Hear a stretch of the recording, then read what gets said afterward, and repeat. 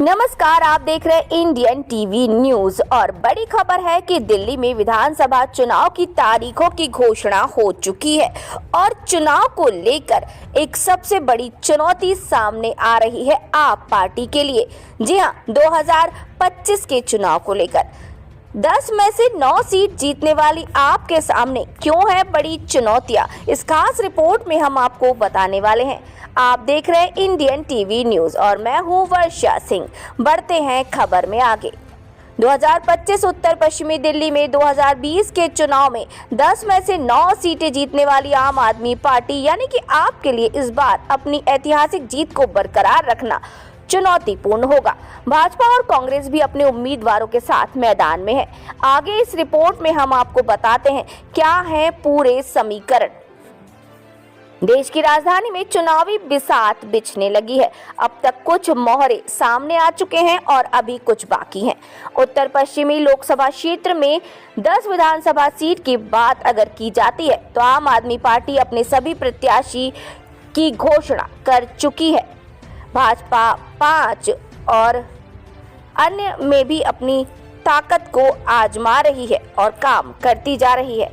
भाजपा के लिए एक चुनौती आप हो सकती है और आम आदमी पार्टी वैसे तो अपना हुनर दिखा चुकी है। भाजपा 5 और कांग्रेस 6 सीट पर अपने प्रत्याशी का चयन कर चुकी है। चुनाव मैदान में भाजपा और कांग्रेस के सूरमाओं का अभी इंतजार है। इसके बावजूद इस बार कहीं आमने सामने तो कहीं त्रिकोणीय मुकाबले के आसार बनते दिखाई दे रहे हैं।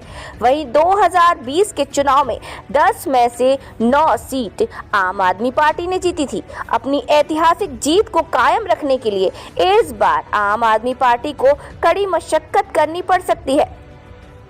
इस ऐतिहासिक जीत को कायम रखना एक बड़ी चुनौती होगा। बादली, रिठाला, मंगोलपुरी और नंगलोई ही ऐसी विधानसभा सीट है जहां तीनों प्रमुख दलों ने अपने अपने प्रत्याशियों की घोषणा की है। बादली में भाजपा ने इस बार नए चेहरे को मौका दिया है, जबकि आम आदमी पार्टी और कांग्रेस ने पुराने चेहरों पर ही ये दांव खेला है। आपके निवर्तमान विधायक अजीश यादव के सामने कांग्रेस के दिल्ली प्रदेश अध्यक्ष देवेंद्र यादव हैं। भाजपा ने नए चेहरे दीपक चौधरी को मौका दिया। दीपक चौधरी पूर्व पार्षद है और उनकी पत्नी गायत्री यादव निगम पार्षद हैं। इस सीट पर त्रिकोणीय मुकाबले के आसार हैं। 2 बार विधायक रह चुके देवेंद्र यादव पिछले चुनाव में 19.65% वोट लेकर तीसरे स्थान पर रहे थे।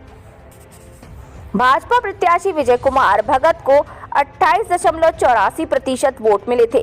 तीनों ही प्रत्याशी यादव बिरादरी से हैं। पिछले 5 साल के दौरान देवेंद्र यादव को पार्टी हाईकमान ने कई अहम जिम्मेदारी दी हैं और इस समय वो दिल्ली में पार्टी के बड़े चेहरे के तौर पर जाने जाते हैं। रिठाला विधानसभा सीट पर तीनों ही दलों ने अपने अपने उम्मीदवारों के नामों की घोषणा कर दी है। यहां भी आम आदमी पार्टी ने अपने निवर्तमान विधायक महेंद्र गोयल पर भरोसा जताया है। वहीं भाजपा और कांग्रेस ने अपने हारे हुए प्रत्याशियों को दोबारा मौका नहीं दिया।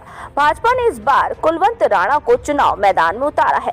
कुलवंत 2013 के चुनाव में आप प्रत्याशी को हराकर विधायक चुने गए थे। साल 2015 में कुलवंत आप उम्मीदवार महेंद्र गोयल से चुनाव हार गए थे। वर्ष 2020 में भाजपा ने उनका टिकट काटकर मनीष चौधरी को मौका दिया था। इस बार पार्टी ने अखिल भारतीय कांग्रेस कमेटी के संयुक्त सचिव सुशांत मिश्रा पर दांव लगाया है। भाजपा ने कर्म सिंह कर्मा के बजाय इस बार पूर्व मंत्री राजकुमार चौहान को मौका दिया है। इस तरह से सभी पार्टियां अपने अपने समीकरण बैठाने में लगी हुई हैं। लेकिन यहां पर अगर हम आपकी राजनीति की बात करें तो आम आदमी पार्टी में हलचल दिखाई दी, क्योंकि स्वयं केजरीवाल जेल पहुंच गए थे। अब यहां पर कुछ अंकुश तो इस पार्टी पे लग ही गए हैं। तो क्या 10 में से 9 सीट लाना एक बड़ी चुनौती होगा? ये तो आने वाला वक्त ही तय करेगा। सभी पार्टियां अपने अपने प्रत्याशियों के नाम घोषित करती जा रही हैं। आगे इस चुनावी दंगल में क्या होगा ये सब हम आपको बताएंगे। बने रहिए इंडियन टीवी न्यूज के साथ।